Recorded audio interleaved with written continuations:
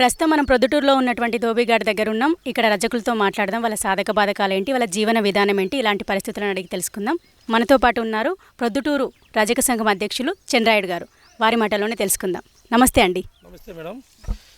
ఇక్కడ మీకు ఎలాంటి సమస్యలు ఉన్నాయి? మేడం చాలా సమస్యలు ఉన్నాయి మేడం. మా వాళ్ళ ఆర్థిక ఇబ్బందులు కానీ ఇట్లా ధోబీఘాట్లకు కట్టుకునే దానికి పరిస్థితి బాగాలేదు. కనీసం వాళ్ళ పిల్లలు అందరూ వచ్చి కూడా పని చేసుకోవాలంటే చాలా ఇబ్బందిగా ఉంది. ప్రస్తుతం జీవనోపాధి చాలా ఘోరంగా ఉంది మేడం మాకు పరిస్థితులు. ఎందుకంటే తల్లులు పిల్లలు అందరూ కలిపి వచ్చి చేస్తే కానీ పొట్ట నిన్న పరిస్థితి అయిపోయింది. గవర్నమెంట్ నుంచి సరైన ప్రోత్సాహాలు మాకు అందడం లేదు. మా జీవనోపాధి చాలా ఘోరంగా ఉంది మేడం ఇప్పుడుండే పరిస్థితులలో. గత ప్రభుత్వం అంత అనుకూలంగా కొన్ని పథకాలు ఇచ్చింది కానీ ఈ ప్రభుత్వంలో ఏమే కానీ మాకు అందించిన దాఖలాలు అయితే లేవు. గత ప్రభుత్వంలో మాకు ధోబీఘాట్లకు బీసీ కార్పొరేషన్ నుంచి డబ్బులు ఇస్తానే, అది రజక ఫెడరేషన్ నుంచి కూడా సబ్సిడీ లోన్లు కూడా ఇస్తానే అది. కానీ ఇప్పుడుండే గవర్నమెంట్ ₹1 ఇచ్చినది లేదు. ఇట్లా ధోబీఘాట్లు మొత్తం పడిపోయినా కూడా దాంట్లో కనీసం బీసీ కార్పొరేషన్లో మేము పోయి ఏదో కొద్దిగా డబ్బులు కావాలండి మేము రిపేర్లు చేసుకుంటామని కూడా అడిగే నాదుడు లేడు. అడిగినా ఇచ్చే నాదుడు లేడు. ఆఫీసర్స్ అట్టే ఉన్నారు, అధికారులు అట్టే ఉన్నారు. కాబట్టి ఖచ్చితంగా ఈ ఆడ చూసినా ఇసుక దోపిడీ అయిపోయింది. మా వాళ్ళు గుడలు ఉతుకుతుంటే కూడా ఈ గుడలు పక్కకు తీసి కూడా ఇసుక ఎత్తుకపోతున్నారు. ఇంట్లో ఏమని అడిగితే మా వాళ్ళ మీద దాడులు. ఇక్కడ ఎక్కువ గుంతలు అందుకు పెట్టినారు, ఇసుక గుంతలు.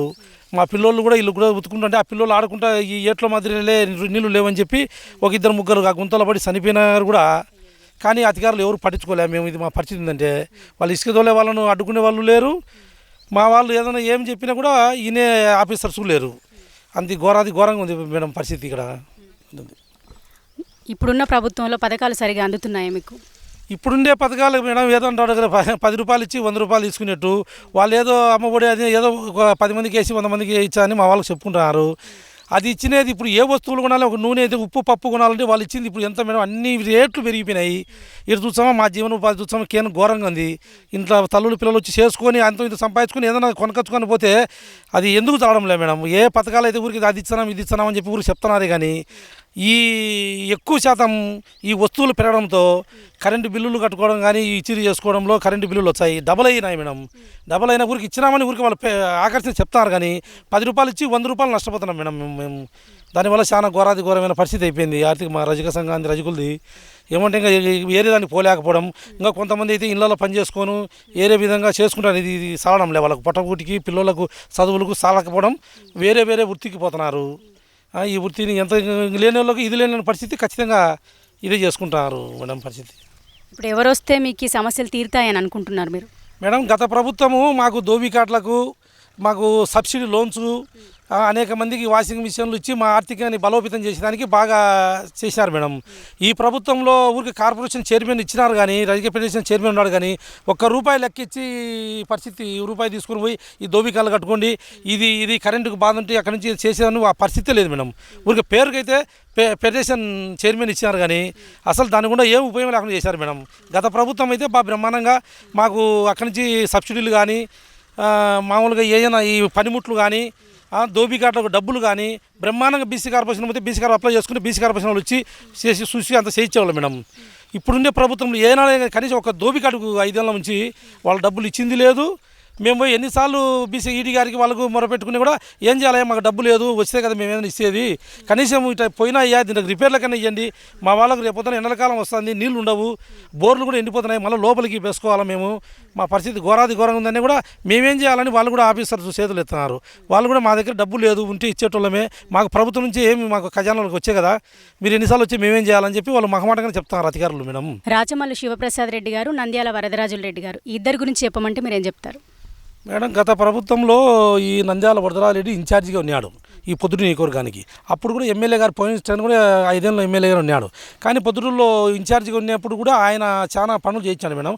ధోబీఘాట్లకు కానీ ఆ బీసీ ఈడీ గారిని పిల్లంపుకొని పొద్దుటూరులో రజకులు చాలామంది ఉన్నారు, వాళ్ళ ఆర్థికంగా బలోపేతం కావాలని చెప్పి ఆయన మాకు చాలా ధోబీఘాట్లకు అయితేనేముంది ఈ రజక పనిముట్ల విషయంలో అందుకు నంద్యాల వరదరాజరెడ్డి గారే మాకు ఎక్కువ హెల్ప్ చేశారు మేడం. అప్పుడుండే ప్రభుత్వం చంద్రబాబు నాయుడు గారి యొక్క ఆధ్వర్యంలో మాట్లాడుకొని మాకు ఎక్కువ రజకులు ఉన్నారు, ప్రొద్దుటూరులో వాళ్ళని ఆర్థికంగా బలోపేతం చేయాలని చెప్పి గతంలో వరదరాజరెడ్డి గారే మాకు ఎంతో ఇంతో మేలు చేశారు మేడం. రెండవది ఈయన నంద్యాల ఇప్పుడు ఈయన మన రాజమల్ల ప్రసాదరెడ్డి గారు వచ్చినారు కానీ ఏమే కానీ ఒక ధోబీకానికి ఇది పట్టుని ₹1,00,000 ఇచ్చింది లేదు, ఆడ బీసీ కార్పొరేషన్ ₹1 లేదు. గత ప్రభుత్వమే మాకు అన్ని విధాల మా ఆర్థికంగా బలోపేతానికి అనేక నిధులు మాకు కేటాయించి పనిముట్లు ఇచ్చి మమ్మల్ని ప్రోత్సహించి మా ఆర్థిక ఇబ్బందులను కూడా ఆర్థికంగా కొంత మెరుగయ్యేదానికి బాగా గట్టిగా చేశారు మేడం గత ప్రభుత్వము.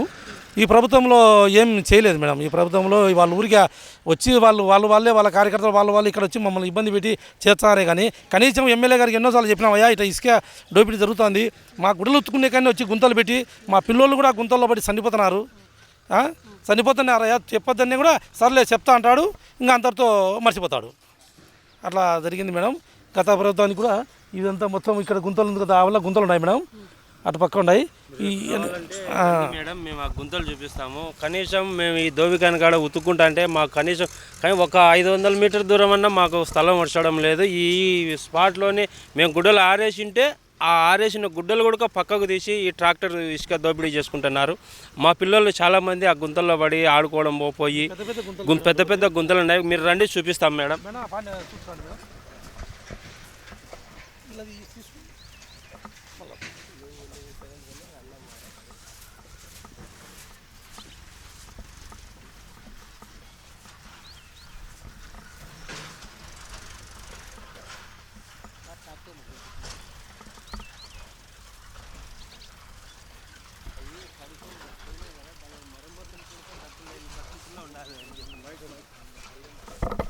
మేడం ఈ చూడండి మేడం, అంత ఆ ఎత్తు ఆ ఇసుక ఉన్నాయి. అది ఈ మొత్తం ఇది వచ్చేసి రైల్వే బ్రిడ్జి కట్టినారు. అప్పుడు ఆ పైన అంత ఎత్తు ఉండే ఇసుకను పూర్తిగా ఇల్లు తొలడం వలన కేవలం గుంతపడి అంత మొత్తం ఎట్లా మా పరిస్థితి చూడండి మేడం. అట్లా గుడలు అట్లా వేసుకుంటా అంటే ఆనే గుంతలు సన్నపిల్లలు వీళ్ళు ఉత్తుకుంటూ ఇవల్ల ఉంటే వాళ్ళ పిల్లలు ఆడుకుంటూ పోయి ఆ గుంతలో పడి చనిపోయారు మేడం.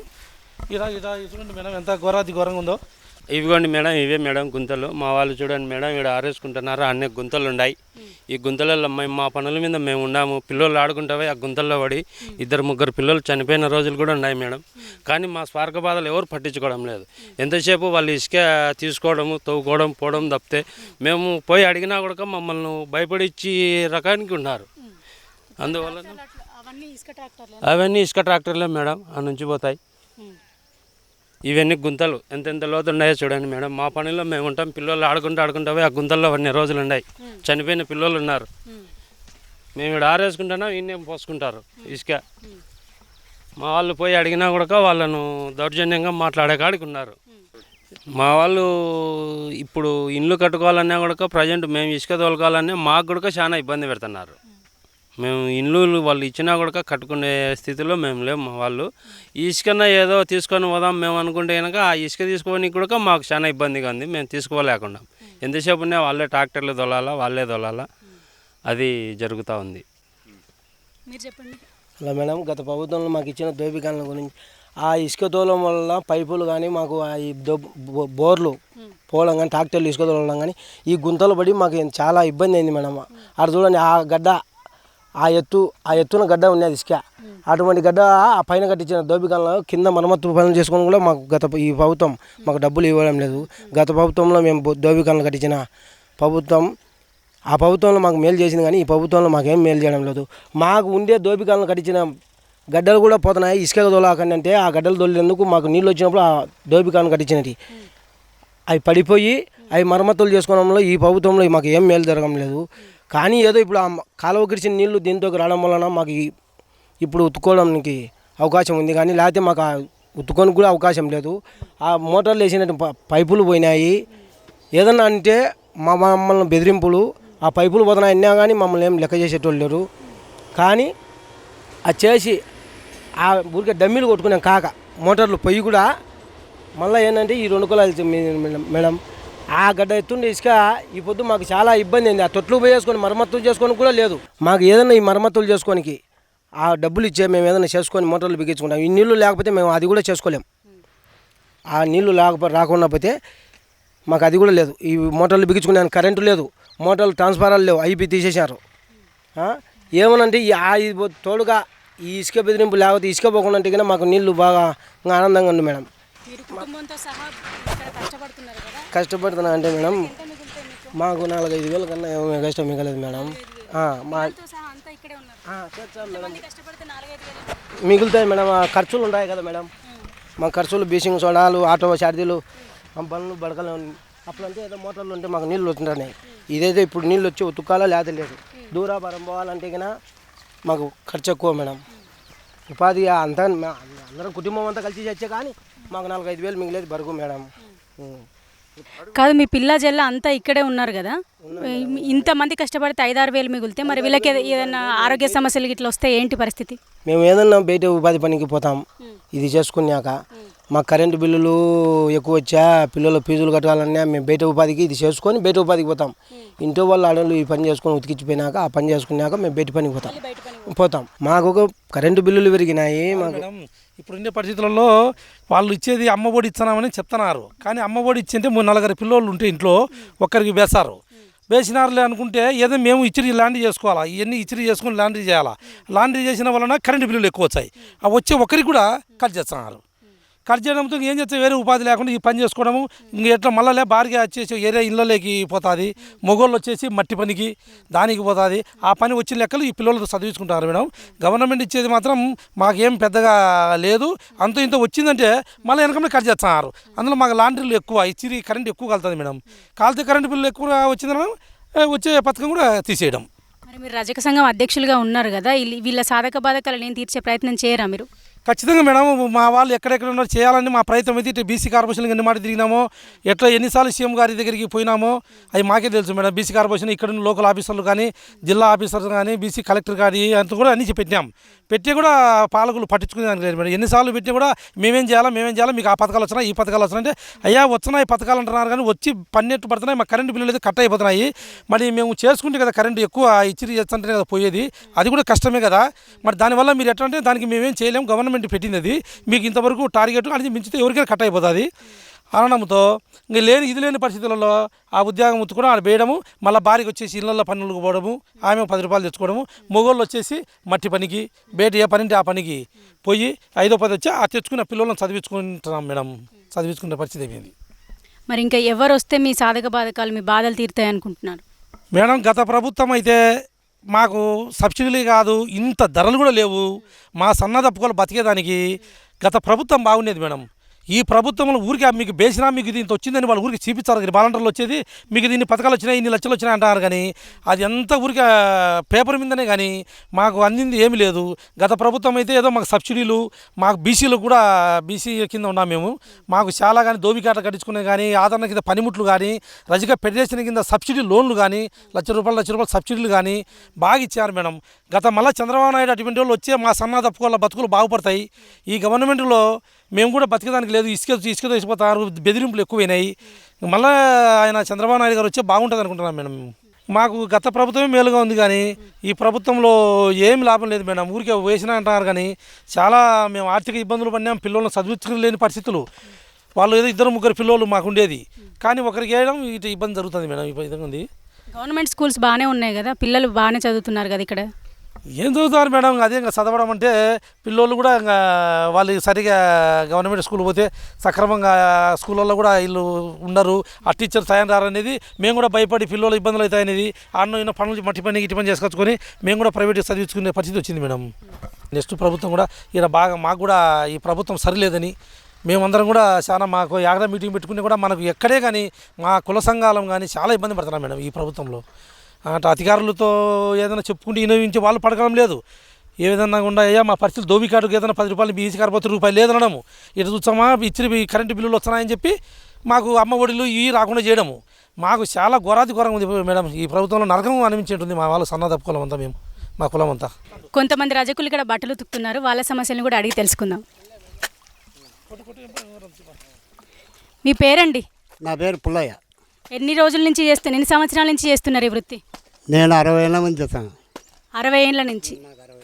60 ఏళ్ళ ఎంత ఉంటుంది మీకు ఆదాయం నెలకు? ఆదాయం చేసుకొని తిని మేడం, మాకేం ఉండదు. అది చేసుకోవాలా, తినాలా, మిగిలేదు ఏమి ఉండదు. ఇంకా పిల్లలకు చదువులకు దాంట్కంటే అప్పు తెచ్చుకోవాలా, వడ్డీలు కట్టుకోవాలా, చదివించుకోవాలా.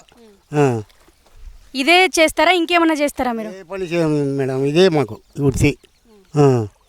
మా పరిస్థితి మా పిల్లలకు లాగానే అప్ప తెచ్చుకొని మేము చదివించుకొని ఏదో అంగలకు పంపించుకుంటున్నాం. మీ వయసు ఎంత అండి? 60. పెన్షన్ వస్తుందా మరి? రాలేదు మేడం, రాలే. ఎందుకని? దాంట్లో ఏది తక్కువ రాసినారంట. నేను ఎన్నిసార్లు పోయి అడిగినా కూడా చేస్తా ఉన్నట్టు పలకలే, ఎవరు పలకలే. ఏజ్ తక్కువ ఉన్నదని అప్లికేషన్ ఏం పెట్టుకోలేదా మీరు? పెట్టా కూడా వస్తాంలే, చూస్తాంలే, వేస్తాంలే అంటున్నారు, పలకలే అంతే. ఇంకా అడిగి సాలే ఇడిచిపెట్టాము. ఇవన్నీ ఎంత లెక్కలు తిరగాల మేము. అది ప్రభుత్వ సంక్షేమ పథకాలు ఏమందుతున్నాయి మీకు? నాకేముందో నా పేరు మీద ఏం లేదు మేడం. ఇంట్లో పిల్లలు చదువుకుంటున్నారు. వాళ్ళకేం రావట్లేదా? వాళ్ళకేం రావడం లేదు. పిల్లోనికి మటుకు చదువుకు డబ్బులు వస్తున్నాయి. ఒక పిల్లోడి మటుకు వాలంటీర్గా చేస్తున్నాడు. దోబిఘాట్లో ఇంకా మీకు ఎలాంటి సమస్యలు ఉన్నాయి? ఏ సంవత్సరం మాకు తొట్లు బయలుపోయినాయి, ఒయిలు అన్ని తగ్గిపోయినారు, ట్రాన్స్ఫార్మర్ తీసుకుపోయినారు, ఒయిలు మొత్తం కత్తిరించుకుపోయినారు. ఆ తొట్టుంటే తొట్టుకుని పడిపోయినారు. ఇక్కడ బట్టలు ఉతుక్కుంటున్న ఒక మహిళ ఉన్నారు. ఆమె మాటల్లోనే వాళ్ళకి ఎలాంటి సమస్యలు ఉన్నాయో తెలుసుకుందాం. చెప్పండి అమ్మ, మీకు ఇక్కడ ఎలాంటి సమస్యలు ఉన్నాయి? మాకు చూడు స్వామి, మేము 4కి వచ్చినాము. ఇప్పటికి ఏమి సాగు చేస్తున్నామో, ఎండలే, గాలిలే, తోపిడి గడ్డలే, ఏమి లే, అన్నీ పగలు తగ్గినారు. మాకు నీళ్లు లే, ఏమి లే, మేము ఏ సాగు చేస్తున్నాము చూడు సార్, మీరు చెప్పండి. మేము ఎందుకు దాని గురించి వృద్ధి మానుకోకూడదని చేస్తున్నాము. ఇప్పుడు మా వయసు ఎంత ఉంది, ఏం కథ? ఇప్పటికి ఏమన్నా పెన్షన్ ఏమన్నా ఇచ్చామని ఏమన్నా అనుకుంటున్నారా? ఏమన్నా పెన్షనే లేకుండా చేసినారు. మేము ఉద్యోగం ఉతుకుంటా, మురికి ఉద్యోగం. మేము ఎన్నాళ్ళు కష్టపడాలో ఇంకా చూడరు సారు. ఇంత మటుకో మేము ఇంత చేయాలంటే ఏడ చేస్తాం? మా శక్తి ఎంత, మేమెంత, మా అధికారం ఎంత చూడరు సారు. ఇట్లా బాగుంటుందే మీకైనా చెప్పండి. ఏం సారు ఇటనే మమ్మల్ని ఇటనే నల్లించుతుంటారా? ఎండలే, గాలిలే, వానలే ఏది లేకుండా మేము కష్టపడి చేస్తున్నాం కదా. మా కష్టం గురించన్నా ఏదో దోపిడీ గన్లు కానీ నీళ్లు కానీ ఇసాల్సి ఏమన్నా పెడదామనుకుని చేసినారా? ఏమన్నా మాకేమన్నా పగిలిపోయినాయి. ఒకరు అనుకునే మానవుడు లేడు సారు. ఇంత చేసేవాళ్ళు ఎవరు ఉండాలి ఈ కాలంలో? ఎవరు చేసేవాళ్ళు లేక మేము కష్టపడి చేస్తున్నాము. సగానికి సగం మంది మానుకున్నారు కూడా చేయలేమని మేము ఇవేనా కష్టపడి కూడా మాకు విలువ ఇయ్యలే. ఎందుకు మేము చేస్తున్నాము? చేయాలని చేస్తున్నాము. ఈవేనా ఎండలని ఈవేనా తెస్తున్నాము. ఎండలు సాయంత్రం 6-7 వరకు ఎండలోనే ఉండాలా. మేము కష్టపడి ఇళ్ళకు పోయినాక బువ్వలే, నీళ్ళులే, మేము ఎంత బాధపడుతున్నాము అనుకున్నాం. మా బాధలు ఎవరు చూడాలా చెప్పండి సారు మీరు. మరి ఎవరు వస్తే మీ బాధలు సమస్యలు పోతాయి అనుకుంటున్నారు? మాకు చంద్రబాబు నాయుడు వచ్చేగినాక మాకు సాయం చేస్తారు సార్. ఇట్లాంటివన్నీ దోపిడీ గడ్డలు లేవు, ఏం లేవు. మాకు నీళ్లు లేక, నిప్పులు లేక ఎంత అగసాట్లు పడుతున్నాం సార్ మేము. మీ పేరు? వెంకట సుబ్బయ్య అండి. ఎన్ని సంవత్సరాల నుంచి చేస్తున్నారు వృత్తి? మా పుట్టినప్పటి నుంచి చేస్తున్నారు. మా పూర్వీకుల నుంచి వస్తుంది, ఆనవాయితీగా వస్తుంది. మా సమస్యలు ఇన్ని అనేది ఏం కాదు. నిండు గర్భిణీ నుంచి బాల్యంత వరకు కూడా చేయాల్సిందే. పిల్లలకి చిన్నపిల్లలులే, పెద్ద పిల్లలులే ఎవరు లేదు. కాకపోతే చిన్నపిల్లలను ఇంటి దగ్గర వదిలిపెడితే ఈ వృత్తి అనేది ఇబ్బంది అవుతుంది అనేది వాళ్ళని కూడా తీసుకొచ్చుకోవడం వల్ల ఇక్కడ కొద్దిగా ఇసుక అది ఇది ట్రాక్టర్లతో, క్వారీలతో అదంతా మట్టగా తోలడం వల్ల గుంతలు ఏర్పడుతున్నాయి. మా వృత్తి మీద మేము నీళ్ళమై నింటాము. మా పిల్లలు అట్లో ఇట్లో పోయి ఆ గుంతలలో పడితే దానికి బాధ్యులు ఎవరండి? కావున మాకు గత ప్రభుత్వం మాకు చేసిన మేలు మర్చిపోము, ఎప్పటికీ మర్చిపోము. కాకపోతే ఇప్పుడున్నటువంటి ప్రభుత్వం వల్ల ఇచ్చారు వాళ్ళు. అమ్మఒడి 15,000 అన్నారు, 14,000 ఇచ్చారు, 13,000 ఇచ్చారు. ఆ 13,000 ఇచ్చి నెలకు వచ్చేసి 2,000, 3,000 కరెంటు బిల్లు వస్తుంది. దానివల్ల కరెంటు బిల్లు, రెంటు అవి ఇవి అన్నీ కట్టుకొని చిన్నపిల్లలని ఏ విధంగా పోషించుకోవాలి? మేము ఈ వృత్తి మీదనే జీవనోపాధి పొందుతున్న వల్ల ఎలాంటి ఉపయోగం లేదు. కాబట్టి ఈ వృత్తి కనుమరుగు కాకుండా ఉండాలంటే మా రజకులకు కొద్దిగా గత ప్రభుత్వం చేసినటువంటి సాయం జన్మలకి మర్చిపోమండి. కాబట్టి ఇప్పుడు గత ప్రభుత్వంలో దోబికాణాలు వేసారు. ఈ ఇసుక తోలడం వల్ల ఆ దోబికాణాలన్నీ పడిపోయినాయి. మోటార్లు పీక్కపోయారు. కరెంటు లైన్ లేదు. దొంగలో దోపిడీలో మాకు ఎట్లా తెలుస్తుందండి? తెలియదు కదా. గత ప్రభుత్వం చేసినటువంటి సాయాన్ని మేము చేసుకుంటానేటప్పుడు ఈ ప్రభుత్వంలో అలా తీసుకుపోయారు. చిన్నపిల్లలు అందుకుంటే దానికి బాధ్యులు ఎవరండి? కాబట్టి మాకు చంద్రబాబు నాయుడు ప్లస్ వరదరాజుల రెడ్డి మాకు రావాలి. వాళ్ళు వస్తే మాకు సాయం ఉంటుంది. ఈ ప్రభుత్వం వల్ల ఎలాంటి సాయం లేదు. ఇచ్చాము అంటున్నారు, వీళ్ళు ఇచ్చారు 10 రూపాయలు ఇచ్చారు, 100 రూపాయలు పెడుతున్నారు. దానివల్ల మేము ఎలా, దయచేసి ఈ మీడియా వల్ల, ఈ మీడియా ద్వారా ప్రభుత్వాలకు కనువిప్పు కలుగుతుందని ఆశిస్తున్నాం. ఇందాక చెప్పాను కదమ్మా, ఈ గుంతలు ఉన్నాయని, ఇసుక తోలడం వల్ల ఈ గుంతలలో పిల్లలు పడి చనిపోయాయి. ఇది చూడండి, ట్రాక్టర్ అచ్చులు చూడండి, ఈ గుంతలు చూడండి, ఇసుక తోలడం వల్ల ఆ పైపులు చూడండి. ఇసుక ఫస్ట్ మేము ఏట్లోకి వచ్చినప్పటికీ ఆ పైన గడ్డ మీద అంత ఎత్తుండింది. వీళ్ళు తోలడం వల్ల ఇసుక అంతా పోయింది. మా పిల్లలు ఈ గుంతలలో, మేమేమో ఆడ పనులు చేసుకుంటా ఉన్నాము. దాని తర్వాత మా పనిలో మేము నీళ్ళమైంటే పిల్లలు ఆడుకుంటా వచ్చి ఈ గుంతలలో పడి చనిపోయిన రోజులు. ట్రాక్టర్లు పోతున్నాయి, ఇసుక మేము పోయి అటు చూడండి ట్రాక్టర్లు, మేము ఇక్కడ గుడలు ఆరేసుకున్నా కూడా మా గుడలు పక్కకు తీసేసి వాళ్ళు ఇసుక పోసుకుంటున్నారు. ఇది ఏమయ్యా అని మేము అడిగితే కనుక మమ్మల్ని ఎవరు కూడా పట్టించుకునే నాదులు లేదు. ఏ రాజకీయ నాయకుడి దగ్గరికి పోయినా కూడా మమ్మల్ని అసలు మేము చెప్పినా ఏదో ఇచ్చేయడం పడుతున్నాం. కానీ రజకులు అంటే ఫస్ట్ పుట్టినప్పటి నుంచి చనిపోయినంత వరకు రజకుడు అవసరమే ప్రతి కార్యక్రమానికి. కానీ రజకుని సమస్య దగ్గరికి పోయేసరికి రజకుని ఎవరు పట్టించుకోవడం లేదు, చాలా చులకనగా చూస్తున్నారు. కనీసం గత ప్రభుత్వంలో చేసిన ఈ దోబికాట్లు కట్టించినారు.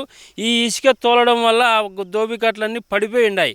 కనీసం వాటికి మరమ్మతులు చేసుకోనికి కూడా మా దగ్గర స్తోమత లేదు. మేము ప్రభుత్వాన్ని ఆశించే ప్రభుత్వం మా గోడు పట్టించుకునే నాదుడే లేడు. దోబికాన్లు కొత్తవి కట్టించడం పక్కన పెడితే పడిపోయిన దానిలను మరమ్మతులు చేయించడానికి కూడా మాకు గవర్నమెంట్ సాయం చేయడం లేదు. ఎందుకు చేయడం లేదో ఏమో మాకు అర్థం కాదు. ఈ రజకులు అంటే ప్రతి ఒక్కరికి చులకన. రజకుడు లేనిది ఏ ఇంట్లో కూడా ఏ శుభకార్యం కానీ అశుభకార్యం కానీ జరగదు. రజకుడు ముందుండాల. కానీ రజకుని దగ్గరికి వచ్చేసరికి రజకుడు చాలా చులకన అయిపోతున్నాడు. మేము పిల్లోళ్ళు అందరూ భార్య బిడ్డలు అందరూ వచ్చి చేసుకుంటేనే ఈ జీవనోపాధి జరుగుతుంది మాకు. నిండు గర్భవతి రేపు మన్నాడు డెలివరీ అవుతుంది అనే టైంలో కూడా అటువంటి వాళ్ళు కూడా వచ్చి ఇక్కడ చేసుకోవాల్సిన పరిస్థితులు ఉన్నాయి. కానీ మాకు ఏదో అంత ఇంత విలువ ఇవ్వాల్సింది పోనిచ్చి మమ్మల్ని చాలా చులకనగా చూస్తున్నారు మేడం. నమస్తే అండి, మీ పేరు? నా పేరు ఎల్లయ్య మేడం. ఎన్ని సంవత్సరాల నుంచి చేస్తున్నారు ఈ వృత్తి? మేము పిల్లప్పుడు డాన్స్ చేస్తున్నాం మేడం. ఇక్కడ మీకున్న సమస్యలు ఏంటి ప్రధానంగా? సమస్య అంటే మేడం, అప్పుడు దోబికాలు ఉన్నాయి, ఇప్పుడు పడిపోయినాయి. అవి పడిపోయినాయి, మమ్మల్ని ఎవరు పట్టించుకోవడం లేదు. అప్పుడు నీళ్ళు బోర్లో వస్తాయి, అవి తాగుతున్నాము. అవి పడిపోయినా నుంచి ఈ నీళ్ళు పారితే ఆ పారే నీళ్ళు తాగలేము. ఇది సెలిమేలు తీసుకొని ఇలాంటి నీళ్ళు తాగుతున్నాం. చూడండి మేడం, అవి తోడుకొని ఎవరు తాగుతారు మేడం? అవి మా పిల్లలు, మేము మా కష్టాన్ని ఎవరు గుర్తించడం లేదు మేడం. అది చివరగా మీరు ఏం చెప్పదలుచుకున్నారు? మేము ఏం తెచ్చుకున్నాం మేడం, ఇట్లా కులవృత్తిదారులు మా బతుకులు మారాలని కోరుకుంటున్నాం, పాలకులకు విన్నవించుకుంటున్నాం. ఎందుకంటే పరిస్థితి పిల్లలు అందరూ వచ్చి కష్టపడితే కానీ జీవన ఉపాధి జరగాలి కష్టంగా ఉంది. ఎందుకంటే మేమైతే ఏమనుకుంటున్నామంటే ఈ ప్రభుత్వం మారితే మా సమస్యలు పరిష్కారం అవుతాయని అనుకుంటున్నాం. ఏదో ఇక గతంలో పెద్ద ఆయన వరదారెడ్డి గారు మాత్రం మమ్మల్ని ఒక పేరు పెట్టి గౌరవంగా పిలిచి కూర్చోరండి, ఆయన ఎప్పుడు ఆఫీస్కి వెళ్ళినా మాకు ఏదైనా పనులు వెనకబడి ఆఫీసులకు ఫోన్ చేయడము, ఇమీడియట్గా ఆ పని కావాలని చెప్పి చెప్పడము గతంలో బాగా జరిగింది మేడం. ఇప్పుడున్న వారిని ఎమ్మెల్యే గారు ఏమే కానీ పోయినా కూడా సరే చేస్తామంటాడు, కానీ కనీసం గౌరవం కూడా ఇవన్నీ పరిస్థితి అయిపోయింది. మాకు మా రాజకీయ కమ్యూనిటీకి గౌరవం కూడా లేదు. అదే ఇప్పుడు కూడా పెద్ద ఆయన గారు అయిపోయి ఎప్పుడన్నా పోయి ఇట్లా పెద్ద ఆయన ఇట్లా పరిస్థితి అని కూడా వెనకబడి కూర్చొని నీలాగానే ఏం తొందరగా అన్నీ వెనకబడే ఆయన ఇప్పుడు ప్రస్తుతానికి ఏ స్థాయిలో లేకపోయినప్పటికి కూడా వెనకబడి ఆఫీసులకు ఫోన్ చేసి లేదమ్మా ఖచ్చితంగా కావాలా, వాళ్ళు కులవృత్తిదారులు ఈ కులవృత్తి ఆధారపడి బతికేటోళ్ళు, వాళ్ళు లేకపోతే మనం తెల్లగా గుడలు వేసుకోలేము, మనమంతా బాగా తిరగాలంటే గుడలు వేసుకోవాలంటే వాళ్ళు బాగుండాలా, వాళ్ళ కులవృత్తిని ప్రోత్సహించాలని చెప్పి అంతో ఇంతో వరదారెడ్డి గారే కొంచెం చెప్పి చేస్తున్నాడు. ఇంకా పైన కూడా గతంలో ఇచ్చిన దోబికాట్లు కానీ ఆదరణ కింద పనిముట్లతో మాకు ఇచ్చిన పెట్టెలు, వాషింగ్ మిషన్లు, గతంలో కరెంటు ఫ్రీ, ఇంకా మాకు సబ్సిడీ లోన్లు ఎక్కువ ఇచ్చింది గత ప్రభుత్వమే, తెలుగుదేశం గవర్నమెంట్ చంద్రబాబు నాయుడు అధికారంలో వచ్చినాయి. దానిగా ఇలా పెద్ద ఆయన గారు కూడా తెప్పించి మన పొద్దుల్లో చాలామంది రజకులు ఉన్నారు, వీళ్ళకు ఖచ్చితంగా ఆర్థికంగా బలోపేతం కావాలనే ఉద్దేశంతో బీసీ కార్పొరేషన్తోనేమి ఇక్కడ ఏదైనా దోబికాటు స్థలం కావాలంటే ఎంఆర్ఓ గారు ఆర్డీఓ గారితో మాట్లాడి ఇమీడియట్గా వాళ్ళకు దోబికాటు స్థలం అలర్ట్ చేయండి, వాళ్ళు బీసీ కార్పొరేషన్ నుంచి మాట్లాడి వాళ్ళు పనులు ఇస్తారు, వాళ్ళకు ఇమీడియట్గా కట్టియాలని చెప్పి ఆయన బాగా గట్టిగా ప్రయత్నం చేసి మా ఆర్థిక విధానాన్ని మెరుగుపరచడానికి చాలా చేసినాడు మేడం. ఇప్పుడు కూడా మళ్ళీ ఆయన వచ్చే బాగుంటుంది అనేది మా మనసులో మా వాళ్ళంతా అనుకోవడం, కూడా ఆయన వచ్చే మనం పోయిన గౌరవం ఇచ్చి పక్కన కూర్చోరంటాడు, పోతానే కూర్చొని నేను గౌరవించే వ్యక్తి, మా జాతి విషయంలో పూర్తిగా తెలిసిన వ్యక్తి. ఆర్థికంగా చాలా ఇబ్బంది ఉన్నారు, మీరు ఎదగాలనైనా అని ఏదో మేము బాగా తల్లగూడలు వేసుకొని తిరుగుతున్నామంటే మీ రజకులు ఎప్పుడైతే మా ఇంట్లో శుభకార్యం జరిగినా అశుభకారం జరిగిన ఫస్ట్ ఉన్నది రజకులే. మిమ్మల్ని ఏది వినా ఆయన మమ్మల్ని చాలా గౌరవించి మాకు కావాల్సిన సమస్యలు సాధ్యమైనంత వరకు తీసే ప్రయత్నం అయితే చేశాడు మేడం గతంలో. కానీ ఇప్పుడు జరిగిన పరిపాలనలో ఇప్పుడుండే పాలకులు మాత్రం సరిగా పట్టించుకోలే. ఖచ్చితంగా పైన చంద్రబాబు నాయుడు సీఎం గారు అయ్యి ఇక్కడుండే ఈయన వరదారెడ్డి గారు ఎమ్మెల్యే గారు అయితే మాకు చాలా బాగుంటుందని రజకులమంతా కోరుకుంటున్నాం మేడం మేము. థ్యాంక్ యూ అండి, థ్యాంక్ యూ సో మచ్. చూసారు కదా, శుభకార్యంలోనూ అశుభకార్యంలోనూ మేము ప్రజల వెంట ఉంటాం. మేము లేనిదే ఏ పని జరగదు వాళ్ళ ఇళ్ళల్లో. మురికి బట్టలు ఉతుక్కునే మా బతుకులు నీట్గా అవ్వాలంటే మమ్మల్ని అర్థం చేసుకునే అధికారం పాలనలోకి రావాలి అని వాళ్ళు కోరుకుంటున్నారు. ఆశిద్దాం మంచే జరగాలని.